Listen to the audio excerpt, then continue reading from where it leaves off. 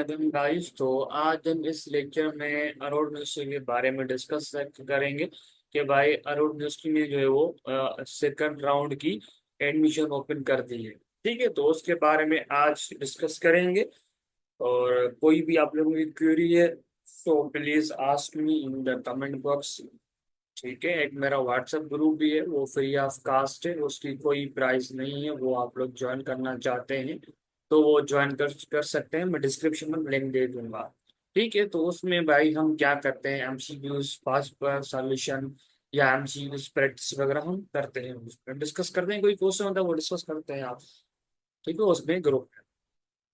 So subscribe लाजमी करें, आप लोगों को मुझे बहुत सपोर्ट की नीड है डियर स्टूडेंट्स। और ये अपने दोस्तों के साथ भी शेयर करें और अपने ग्रुप में भी शेयर करें, जो अरुण के आपके पास जो भी ग्रुप है उनके इसका शेयर करें लाजमी लिंक इस पे। ठीक है। सो आज हम इस लेक्चर में ये डिस्कस करेंगे भाई, टेस्ट पैटर्न क्या है और एडमिशन पॉलिसी क्या है, इंपॉर्टेंट टेस्ट क्या है, एलिजिबिलिटी क्राइटेरिया क्या है एडमिशन का, and undergraduate degree program भाई कौन कौन सी डिग्री प्रोग्राम में जिसने जिसने एडमिशन जो है वो ओपन किया है। ठीक है, सीपीएन फार्मूला देखेंगे, टेस्ट सिलेबस देखेंगे और फीस स्ट्रक्चर देखेंगे, टेस्ट वेन्यू देखेंगे। ठीक है। सो शुरू करते हैं। तो और मैंने लास्ट पेपर सॉल्यूशन जो है वो मैंने एक प्ले लिस्ट बनी हुई है अरुण ऋषि की नाम से। ठीक है, प्ले लिस्ट। तो उसमें भाई मैंने सैम्पल पेपर और पास पेपर जो है मैंने वहाँ पे सॉल्व कराए हैं, तो करवाए हैं, तो आप लोग देख सकते हैं वहाँ पे। ठीक है भाई, अरुण यूनिवर्सिटी के पहले तो मैं ये बता दूं कि जो राउंड नंबर सेकंड जो टेस्ट हुआ था तो उसमें इतने डिफिकल्ट एमसीक्यूज नहीं थे, वो टेस्ट आसान होती है। तो जो राउंड वन में जो टेस्ट हुआ था उसके जो एमसीक्यूज जो मैंने कुछ कलेक्ट किए थे स्टूडेंट से, उनसे पूछा था भाई कौन कौन से एमसीक्यूज आए थे, तो वो भी मैं इंशाल्लाह अपलोड कर दूंगा वीडियो। ठीक है, तो उसको मैं सॉल्यूशन करा दूंगा भाई ये एमसीक्यूज आए थे। इस वजह से तो मैं कह रहा हूँ सब्सक्राइब करेंगे तो आपका भी फायदा होगा भाई। कोई भी मैं यूट्यूब पे वीडियो अपलोड करूंगा तो वो आपके पास नोटिफिकेशन आएगा भाई। मेंटोर सलमान ने जो है अरुण मिश्री के रिलेटेड जो है वीडियो अपलोड कर दिए हैं, वो जल्दी जो है आप लोग देख लें। ठीक है। सो अंडर ग्रेजुएट प्रोग्राम के लिए जो है वो बीएस फैशन डिजाइन और BS textile, BS digital art, BS visual and BS engineering, BS environmental science, B bachelor of architecture. ठीक है, ये 5 ईयर का प्रोग्राम है आर्किटेक्चर।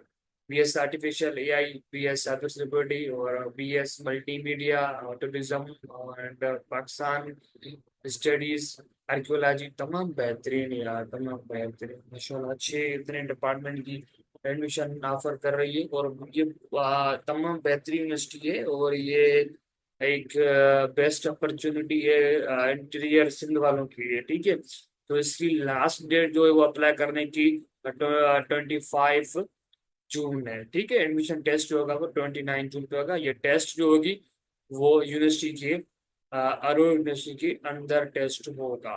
ठीक है, तमाम बहुत अच्छी यूनिवर्सिटी है और बहुत सारी स्कॉलरशिप जो है वो प्रोवाइड करती है भाई। देखिए ये इतने नाम लिखे हुए हैं स्कॉलरशिप के, ये प्रोवाइड करती है। ठीक है, इसकी चालान फीस जो है वो 1500 है।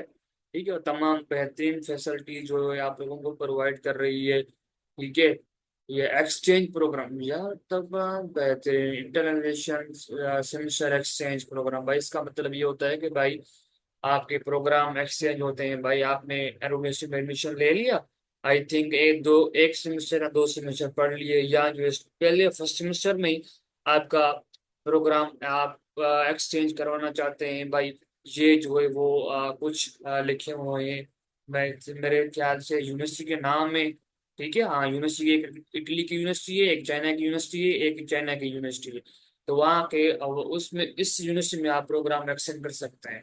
ठीक है, ये भी एक गुड अपॉर्चुनिटी है आप लोगों के लिए। और फैसिलिटी भी प्रोवाइड कर रही है भाई, हॉस्टल वगैरह बॉयज एंड गर्ल्स की अलग हॉस्टल है, स्पोर्ट्स फैसिलिटीज भी है, तमाम बेहतरीन डिजिटल लाइब्रेरी भाई, ट्रांसपोर्ट फैसिलिटीज फॉर स्टूडेंट्स, तमाम बेहतरीन या तमाम बहुत अच्छी एक चांस है, अपॉर्चुनिटी है। एलिजिबिलिटी क्राइटेरिया भी हम डिस्कस करेंगे इस लेक्चर में। सो हमने लास्ट डेट जो है मैंने आपको बताया था 25 जो जून है, और एडमिशन टेस्ट जो है और एडमिशन प्रोसेस फीस जो है वो है 1500, ठीक है। सो आगे हम डिस्कस करते हैं चीजें, फीस स्ट्रक्चर वगैरह और टेस्ट सिलेबस, सीपीएन फार्मूला क्या है। ओके, देखते रहें, और कोई क्वेश्चन है लाभ नहीं पूछेगा हमारे को। लेट्स सपोज करो आपके आपने चालान भी फिल कर लिया, फॉर्म भी फिल कर लिया भाई, अब जो है आपका किसी और यूनिवर्सिटी में काम हो गया। अब आपकी कोई किसी अच्छी यूनिवर्सिटी में आपका काम होगा, अब जो है यहाँ पे आप इस यूनिवर्सिटी में नहीं आना चाहते हैं, ठीक है। तो आपके पास टेस्ट भी नहीं देना चाहते हैं, तो अब आप कहते हैं मैं इसको फीस जो है वो वापस करना चाहता हूँ इन लोगों से, तो वो आपको फीस वापस नहीं होगी। इन लोगों ने क्लियर लिख दिया है अपनी वेबसाइट पे, ठीक है। ये मैं जो बातें कर रहा हूँ ये अपने हिसाब से बातें नहीं कर रहा हूँ, ये क्लियर लिख दिया है वेबसाइट पे, आपके फीस वापस नहीं होगी, ठीक है। अब डिपार्टमेंट जो टेस्ट होगी, दो अलग टेस्ट होंगी, ठीक है। दो अलग पैटर्न की टेस्ट होंगी। एक तो बीएस सिविल इंजीनियरिंग प्रोग्राम के लिए अलग टेस्ट होगी, ठीक है। और for all other program, fashion design, जो भी इसके अलावा जो भी अदर प्रोग्राम है बीएस के, उनकी अलग टेस्ट होगी, ठीक है। बीएस सिविल इंजीनियरिंग के लिए जो टेस्ट होगी टोटल, तो उसमें 100 एमसीक्यूज होंगे, ठीक है।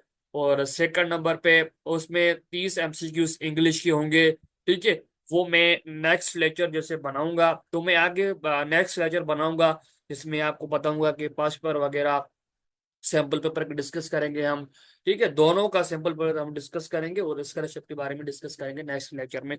और उसमें भाई 30 एमसीक्यूज इंग्लिश के होंगे, ठीक है। उसमें क्या क्या होगा वे मैं आगे बताऊंगा। और इसमें 10 एमसीक्यूज कंप्यूटर के होंगे, और 10 एमसीक्यूज जो है फिजिक्स के होंगे, और 10 एमसीक्यूज आपके पास केमिस्ट्री के होंगे, और 10 एमसीक्यूज जो है आपके पास जनरल नॉलेज के होंगे, या जीके के, ठीक है। टोटल आपके पास 100 एमसीक्यू, 100 एमसीक्यू हो गया, ठीक है। उसके बाद जो भी अदर प्रोग्राम है, ठीक है, उनकी टेस्ट होगी, वो उसमें टोटल तो 100 एमसीक्यूज होंगे। और 30 एमसीक्यूज आपके पास इंग्लिश का होगा, उसमें 20 मैथमेटिक्स के होंगे। और 10 एमसीक्यूज आपके पास उसमें कंप्यूटर साइंस के होंगे, कंप्यूटर के होंगे। और 20 एमसीक्यूज आपके पास जो है वो जनरल साइंस के होंगे। और 20 एमसीक्यूज आपके पास जनरल नॉलेज के होंगे, ठीक है। अब इसका एचएससी सर्कुलर हम आपके ग्रेड एरिया क्या है, तो आपकी कितनी परसेंटेज होनी चाहिए इंटरमीडिएट में, तो आप जो इसमें अप्लाई कर सकते हैं।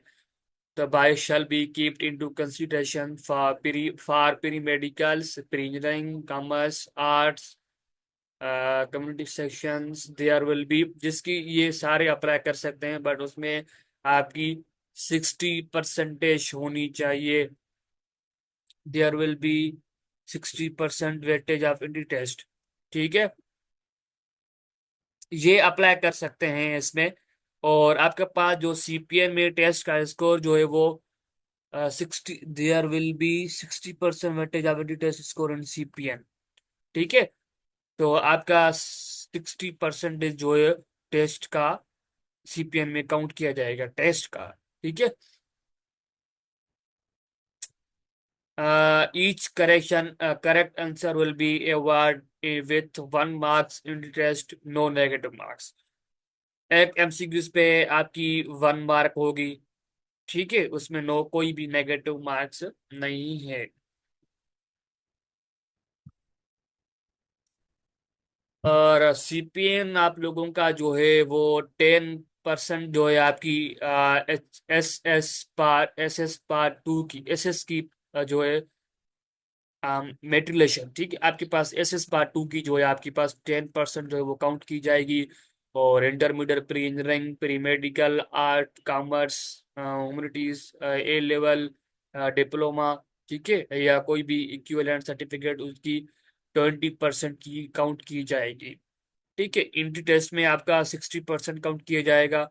और भाई इंटरव्यू में आपका 10% काउंट किया जाएगा। उसके बाद टोटल आपके 100% सीपीएन टोटल आपका 100 होगा, ठीक है। आपको 40 और 50 पे पास है, ठीक है, आपको लेके आना चाहिए। जैसे आपका सीपीएन ज्यादा होगा, ठीक है। तो आपकी सिलेक्शन जो है, चांस जो है आपकी सिलेक्शन होने के बढ़ जाएंगे। ठीक है, तो कम से कम मैं तो कहता हूँ भाई आपकी सीपीएन जो 60 से 65 से ऊपर होना चाहिए, तो तभी आपके चांसेस हो सकते हैं। ठीक है। अब not if two eligible candidate are competing by one seat, भाई इसका मतलब ये है, यहाँ से लेकर यहाँ तक इसका मतलब ये है कि भाई जिसके लेट सपोज करो भाई सी टू स्टूडेंट का जो है वो सीपीएन जो है वो सेम आ रहा है। ठीक है, सेम बन रहा है। तो अब एक सीट पे दोनों का स्टूडेंट का सीपीएन सेम बन रहा है, तो हम सिलेक्शन किसको करेंगे? तो पहले तो हम भाई देखेंगे भाई किसके जो इंट्री टेस्ट में स्कोर ज्यादा है, तो हम रेफर जो इसको करेंगे। ठीक है, उसकी हम फेवर करेंगे भाई। ठीक है। अब इन दिस केस में आपका जो है इंट्री टेस्ट स्कोर भी सेम है, तो अब आप किसको फेवर देंगे? तो अब हम जो है फेवर देंगे उनको भाई जिसकी एचएससी और एसएस की टोटल मार्क्स हम देखेंगे, या ए लेवल या ओ लेवल एग्जाम में जिसकी ज्यादा होगी हम उसको फेवर देंगे। ठीक है, ये आपको थोड़ा बहुत अच्छा बेनिफिट है। और additional marks for Hafiz Quran, for जबरदस्त, हाफिज कुरान के लिए आपकी 20 मार्क्स जो एसएससी में ऐड की जाएंगी, तब जब आप जिसमें आपके पास एक सर्टिफिकेट होना चाहिए मदरसा का, जिसने आपने हाफिज कुरान किया है, तो वो मदरसा जो एचएससी से रिकॉग्नाइज होना चाहिए। ठीक है, एचएससी से रिकॉग्नाइज होना चाहिए, तब आपको 20 मार्क्स वो मिलेंगी। और फीस स्ट्रक्चर जो है वो ट्यूशन ट्यूशन फीस जो है वो 53,500 मेरे ख्याल से सबके लिए कांस्टेंट है। फिर भी मुझे कंफर्म नहीं, मेरे ख्याल से सबके लिए ये कांस्टेंट फीस है, क्योंकि वो वेबसाइट पे लिखा हुआ था, कोई अदर डिपार्टमेंट इस डिपार्टमेंट की फीस नहीं लिखी हुई थी, मेरे ख्याल से ये सेम ही है। फिर भी आप जैसे टेस्ट दें, फॉर्म फिल करें, उसके बाद आपको पता चल जाएगा आपको कितनी फीस पे करनी है। आपके पास स्टूडेंट पोर्टल पे शो होगा। ठीक है, स्टूडेंट पोर्टल क्या है? जैसे आप फॉर्म फिल करेंगे, आपके पास एक पोर्टल शो होगा, तो वो आपके पास एक समझे आपके पास पर्सनल प्रॉपर्टीज होगी, उसमें सारी चीजें शो होंगी, आपका एडमिट कार्ड, फीस चालान, और आपकी जो आपके सेमेस्टर में एग्जाम होंगे सेमेस्टर के, वो सारी चीजें आपकी वहाँ पे शो होगी। आपके पास कौन से सब्जेक्ट है, आपकी कितनी अटेंडेंस है, और उसके अलावा जो है वो सारी चीजें वो आपकी वहां पे शो होगी। ठीक है। एडमिशन प्रोसेस फीस जो है वो वन टाइम आपके पास, एक टाइम जैसे आपकी एडमिशन होगी शुरुआत में, आपके 10,000 आपके पास आपसे लिए जाएंगे। सिक्योरिटी रिफंडेबल आपके पास 7 जो है वो 1,000 है। आप लेट सपोज करो भाई आपने एडमिशन भी दे दी, आपकी सिलेक्शन भी हो गई, आप पहले सेमेस्टर में पढ़ रहे हैं, तो आपको मजा नहीं आ रहा है इस यूनिवर्सिटी में। ठीक है, आपको पढ़ाई समझ में नहीं जा रही है, तो आप जो स्टार्टिंग में मैं आपको बताऊंगा कितने डेज में आप फीस रिफंडेबल कर सकते हैं। ये आपको फीस जो है वो रिफंडेबल हो सकती है, दूसरी नहीं हो सकती, ये मिल सकती है सिक्योरिटी की। Transport fees so Sukkur and Rohri or other cities 20,000 या 10,000 आपकी वो ट्रांसपोर्ट फीस ली जाएगी। वो आपकी मर्जी है, ट्रांसपोर्ट यूज करें या अपनी बाइक्स वगैरह या कार पे यूज करें, या कोई लोकल यूज करें, तो वो आपके आप पे डिपेंड है। ठीक है। स्टूडेंट क्लब फीस जो है वो आपके पास 5,000 ली जाएगी। और टोटल फीस ट्रांसपोर्ट वो जो होगी, वो टोटल फीस जो होगी transport road Sukkur and Rohri city की, वो होगी 92,000। और total fees transport or other cities वो होगी आपके पास 1,20,000, वो आपकी इतनी फीस बनेगी। ठीक है। और फीस रिफंड पॉलिसी, तो आपके पास जो है वो लेट सपोज करो भाई आपने एडमिशन भी कर ली, आपके पास सेमेस्टर में पढ़ रहे हैं, आपको मजा नहीं आ रहा है, मैंने आपको स्टार्ट में बताया, तो आप जो है अप टू 7 डेज, 7 डेज में आपकी क्लासेस 7 डेज में आपकी क्लासेस स्टार्ट हो गई है, तो से क्लास स्टार्ट होने की ड्यूरेशन में आपको 7 डेज में आपको फीस जो है वो वापस करनी है, तो आपको 100% जितनी आपने पे की है वो फुल मिलेगी।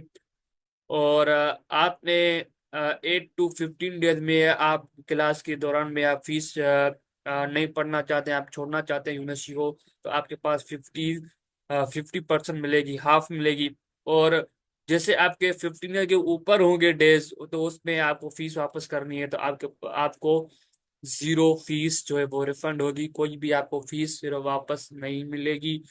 वेबसाइट पे लिखा हुआ है, ये मेरी अपनी बातें नहीं हैं। ठीक है। और आपको फैसिलिटी भी बहुत अच्छी दे रही हैं। बॉयज एंड हॉस्टल के लिए हम बातें करते हैं भाई, गर्ल्स हॉस्टल के लिए में उसमें आपको 108 स्टूडेंट से रह सकते हैं इसमें।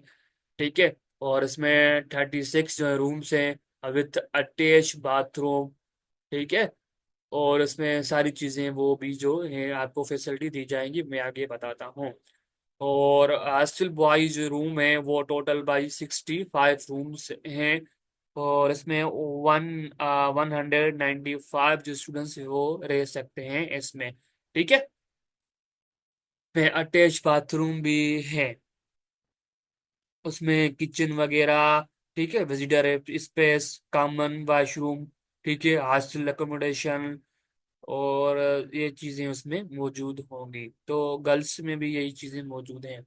आपको student and faculty members facilitated by एरी।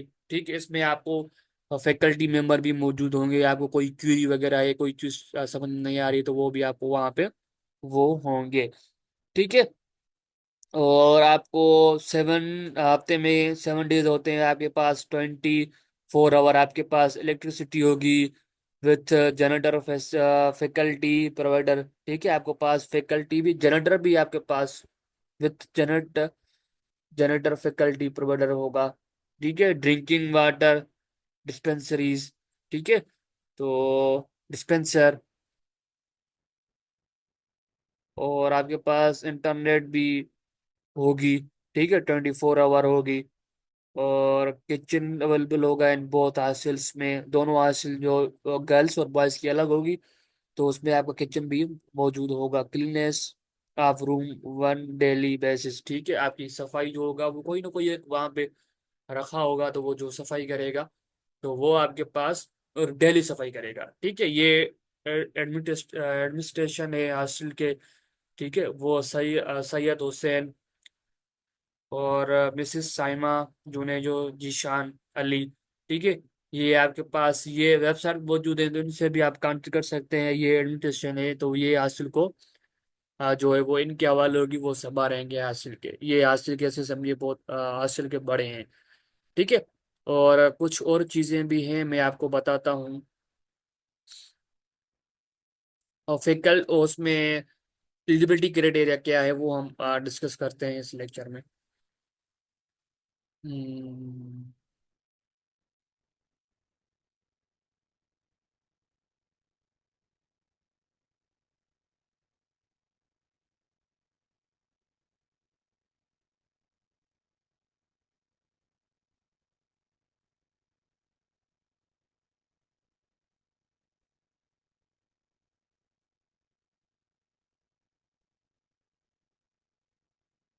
ठीक है। चलो आओ शुरू करते हैं। एलिजिबिलिटी क्राइटेरिया क्या है अप्लाई करने का भाई? द कैंडिडेट्स द कैंडिडेट्स हुए pass their intermediate HSC part 2। ठीक है। Annual B422। अब आपने आपके पास कम से कम 3 साल का गैप होना चाहिए। 3 साल से आगे गैप है, लेट सपोज अगर आप अभी अप्लाई करना चाहते हैं 25 में, तो आपने इंटरमीडिएट जो है किया है किसमें, 22 में इंटरमीडिएट किया है, तो वो अप्लाई नहीं कर सकता है इसमें। ठीक है। वो अप्लाई इसमें नहीं कर सकता है अरोड़ा यूनिवर्सिटी ऑफ आर्ट। और द सेकंड नंबर पॉइंट जो है, सॉरी, द कैंडिडेट्स हुए pass their intermediate HSC annual exam 22 और 23 24 shall be eligible to apply. ठीक है। 22 वाले एलिजिबल हैं, उसके बिफोर वाले एलिजिबल नहीं है। ठीक है। shall be eligible to apply for BS Fashion Design, Textile और Ceramic Design and BS Visual Art 23 22। जिसने इंटरमीडिएट 22 में किया है, 23 में किया है, 24 में किया है, तो वो इस डिपार्टमेंट में अप्लाई कर सकते हैं। The candidate who pass their intermediate HSC part 2 DA equivalent annual examination 23 24 on and onwards 25 में जो उसने किया है, तो वो अप्लाई कर सकते हैं भाई बीएस सिविल इंजीनियरिंग में, और बीएस आर्टिकल्चर में, बीएस एनवायरमेंटल में, BS ecology archaeology, BS history, BS tourism, BS Pakistan study, BS artificial intelligent. ठीक है, ये इसमें अप्लाई कर सकते हैं, इसमें अप्लाई नहीं कर सकते हैं। इसमें अप्लाई कर सकते हैं, ठीक है, बीएस फैशन और बीएस टेक्सटाइल और बीएस विजुअल इसमें अप्लाई नहीं कर सकते, इसने इंटरमीडिएट 23 में किया है, और 22 वाले इसमें अप्लाई कर सकते हैं, और 23 और 24 ने जिसने किया है तो वो नीचे वाले अप्लाई कर सकते हैं बीए सिविल इंजीनियरिंग में। और faculty of architectures, the minimum आपको जो इससे आप एडमिशन फिल करेंगे तो आपकी एटलीस्ट इंटरमीडिएट में 60% होनी चाहिए। वो कौन कौन से यहाँ पे इसमें अप्लाई कर सकते हैं भाई? जिसने प्री इंजीनियरिंग किया है, DAE किया है, या सिविल DAE सिविल किया है, डिप्लोमा सिविल में किया है, ए लेवल विथ मैथमेटिक्स में किया है, in additions combination of physics mathematics and computer study, या computer science is allowed for admissions in BA civil engineering में, ठीक है, ये अप्लाई कर सकते हैं। बैचलर्स इन आर्किटेक्चर में वो अप्लाई कर सकते हैं भाई, आपकी एटलीस्ट इंटरमीडिएट में 60% मार्क्स होनी चाहिए, जिसका इंटरमीडिएट प्री इंजीनियरिंग से, प्री मेडिकल से, या डिप्लोमा सिविल से है, और ए लेवल विथ मैथमेटिक्स से है, या इक्विवेलेंट क्वालिफिकेशन विथ मैथमेटिक्स से है, सर्टिफिकेट बाय IBC, तो वो भी इसमें अप्लाई कर सकते हैं। बीए जिसने BS इन्वायरमेंटल में अप्लाई करना है तो उसकी आपके पास एटलीस्ट इंटरमीडिएट में 50% होनी चाहिए, और जिसने इंटरमीडिएट प्री इंजीनियरिंग से किया है, प्री मेडिकल से किया है, आर्ट से किया है, कॉमर्स से किया है, ह्यूमैनिटीज से किया है, या ए लेवल से किया है, तो वो भी इसमें अप्लाई कर सकते हैं। जो अप्लाई करना चाहते हैं भाई BS विजुअल आर्ट्स में, तो उसकी इंटरमीडिएट में आपके पास 50% होनी चाहिए, ठीक है। और वो अप्लाई कर सकते हैं भाई जिसने इंटरमीडिएट इंजीनियरिंग किया है, प्री मेडिकल किया है, आर्ट्स किया है, और कॉमर्स किया है, या ए लेवल किया है, तो उसमें अप्लाई कर सकते हैं भाई। Faculty of design, BS fashion design, BS textile design, BS ceramic design, तो वो उसमें अप्लाई कर सकते हैं भाई। इंटरमीडिएट में आपकी 50% होनी चाहिए, तो वो इसमें अप्लाई कर सकते हैं, ठीक है। जिसका इंटरमीडिएट इंजीनियरिंग से, प्री मेडिकल से, आर्ट्स से है, कॉमर्स से है, ह्यूमैनिटीज से, ए लेवल से है, तो वो उसमें अप्लाई कर सकते हैं भाई। बहुत कुछ लिखा है इसमें। BS archaeology, PS history, PS tourism and hospitality, PS Pakistan study में वो अप्लाई कर सकते हैं भाई जिसमें एटलीस्ट 50% की लिया हो इंटरमीडिएट में, वो उसमें अप्लाई कर सकते हैं भाई। जिसने इंटरमीडिएट प्री इंजीनियरिंग से किया है, प्री मेडिकल से किया है, आर्ट्स से किया है, कॉमर्स से किया है, ह्यूमैनिटीज से किया है, तो वो उसमें अप्लाई कर सकते हैं, ठीक है। दो चीजें हैं, एक एक तो 50% होनी चाहिए, एक जो इसका प्री इंजीनियरिंग से, प्री मेडिकल से, आर्ट्स से और कॉमर्स से किया हो। BS आर्टिफिशियल इंटेलिजेंस में, BS साइबर सिक्योरिटी में, BS मल्टीमीडिया एंड गेमिंग में अप्लाई कर सकते हैं, वो स्टूडेंट्स अप्लाई कर सकते हैं जिसमें इंटरमीडिएट भी 50% उसकी इंटरमीडिएट होनी चाहिए, और जिसका इंटरमीडिएट का बैकग्राउंड प्री इंजीनियरिंग से, प्री मेडिकल से, प्री आर्ट से, कॉमर्स से, ह्यूमैनिटीज से, ए लेवल से, तो वो भी इसमें अप्लाई कर सकते हैं। The minimum duration for completion of BS degree in 4 years में, मिनिमम जो ड्यूरेशन है completion की वो 4 year में है। और HSC अलाउ जो करती है, तो वो आपको डिग्री जो वो लेट सपोज को भाई आपके पास कोई सप्ली लग गई या कोई भी इशू है, तो आपको कम से कम 7 year में आपको डिग्री कंप्लीट करनी चाहिए, होनी चाहिए। जैसे 7 year से ज्यादा हो जाते हैं डेज और साल, ईयर, तो वो आपको डिग्री नहीं मिलेगी, वो HSC आपको डिग्री नहीं देगी। Minimum duration of BA architecture degree आपको 5 year में कंप्लीट करनी होनी चाहिए, ठीक है, करनी होगी 5 year में आप मिनिमम। तो 5 year में आप कंप्लीट नहीं कर सकते हैं, तो आपको 8 year में आपको डिग्री वो कंप्लीट करनी है BS आर्किटेक्चर की, ठीक है। तो कोई क्वेश्चन हो आप लोग लाजमी पूछें कमेंट बॉक्स में, और राउंड 2 भी वो टेस्ट का होगा, ठीक है। कोई क्वेश्चन हो तो आप लोग लाजमी पूछें कमेंट बॉक्स में डियर स्टूडेंट्स।